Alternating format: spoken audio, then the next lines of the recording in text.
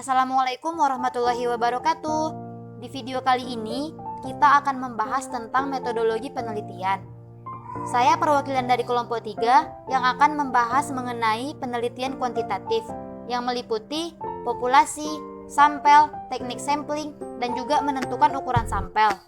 Nah, sebelum ke pembahasan, saya akan memperkenalkan anggota dari kelompok 3 ini, yaitu ada Salmah Rosanti, Nani Sumiati, dan juga Tufahati Septianada. Oke, kita langsung ke pembahasan. Yang pertama yaitu populasi. Sugiono menyatakan bahwa populasi adalah wilayah generalisasi yang terdiri atas objek atau subjek yang mempunyai kuantitas dan karakteristik tertentu yang ditetapkan oleh peneliti untuk dipelajari dan kemudian ditarik kesimpulannya. Jadi populasi bukan hanya orang, tetapi juga benda-benda alam yang lain. Menurut Margono, populasi dapat dibedakan ke dalam dua hal, yaitu yang pertama, populasi teoritas atau theoretical population, yakni sejumlah populasi yang batas-batasnya ditetapkan secara kualitatif. Kemudian yang kedua, populasi yang tersedia atau accessible population, yakni sejumlah populasi yang secara kuantitatif dapat dinyatakan dengan tegas. Pembahasan yang kedua yaitu sampel. Sampel adalah sebagian ataupun wakil populasi yang diteliti. Pendapat yang senada pun dikemukakan oleh Sugiono. Ia menyatakan bahwa sampel adalah sebagian dari jumlah dan karakteristik yang dimiliki oleh populasi. Bila populasi terlalu besar dan peneliti tidak mungkin mempelajari semua yang ada pada populasi, misalnya karena keterbatasan dana, tenaga, dan waktu, maka peneliti dapat menggunakan sampel yang diambil dari populasi itu. Penggunaan sampel dalam kegiatan penelitian dilakukan dengan berbagai alasan. Nawawi mengungkapkan beberapa alasan tersebut, yaitu yang pertama ukuran populasi, yang kedua masalah biaya, yang ketiga masalah waktu, yang keempat percobaan yang sifatnya merusak, yang kelima masalah ketelitian, dan yang keenam masalah ekonomis. Nah, itu dia penggunaan sampel dalam kegiatan penelitian menurut Nawawi. Kemudian pembahasan yang ketiga yaitu teknik sampling.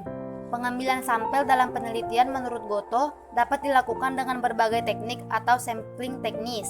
Adapun teknik pengambilan sampel secara umum dapat dikelompokkan menjadi dua teknik, yaitu non-probability sampling dan probability sampling. Teknik yang pertama, non-probability sampling, merupakan suatu sampel yang diambil tanpa adanya probabilitas yang diketahui mengenai termasuknya satuan-satuan individu dalam populasi dikenal sebagai sampel non-probabilitas.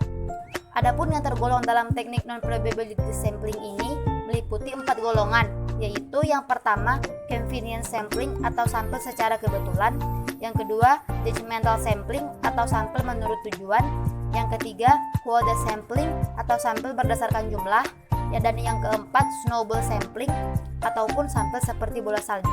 Nah, yang 4 inilah yang termasuk ke dalam golongan non-probability sampling.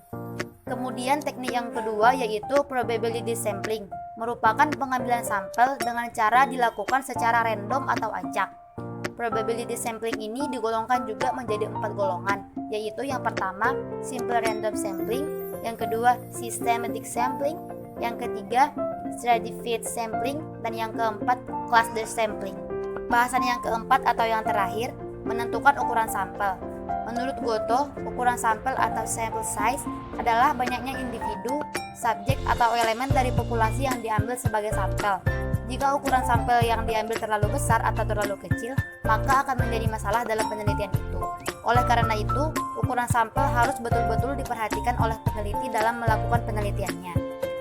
Penetapan ukuran sampel merupakan masalah yang kompleks dan mencakup banyak pertimbangan kualitatif dan kuantitatif. Faktor-faktor kualitatif yang penting dipertimbangkan dalam penentuan ukuran sampel adalah sebagai berikut. Ada 8, dan yang pertama yaitu pentingnya keputusan, yang kedua sifat dari penelitian, yang ketiga jumlah variabel, yang keempat sifat dari analisa, yang kelima ukuran sampel dalam penelitian sejenis, yang keenam tingkat luasnya akibat, yang ketujuh tingkat penyelesaian, dan yang kedelapan keterbatasan sumber. Nah, yang 8 itulah yang termasuk faktor-faktor kualitatif yang penting dipertimbangkan. Kemudian, keputusan tentang ukuran yang digunakan juga ditentukan oleh pertimbangan-pertimbangan keterbatasan sumber daya yang tersedia. Misalnya masalah biaya dan waktu yang terbatas. Keterbatasan yang lain termasuk ketersediaan personel yang berkualitas untuk pengumpulan data. Faktor yang penting dalam menentukan ukuran sampel. Yang dibutuhkan untuk mengestimasi sebuah parameter populasi adalah ukuran dari varians populasi. Semakin besar dispersi atau varians dalam populasi, semakin besar pula jumlah sampel yang diperlukan untuk menghasilkan ketepatan estimasi. Oke, karena pembahasan sudah selesai, maka selesai pula lah video kali ini. Mungkin hanya sampai di sini yang bisa saya sampaikan. Untuk lebih jelasnya silahkan teman-teman lihat makalah yang sudah disajikan. Mohon maaf jika ada kesalahan atas pembuatan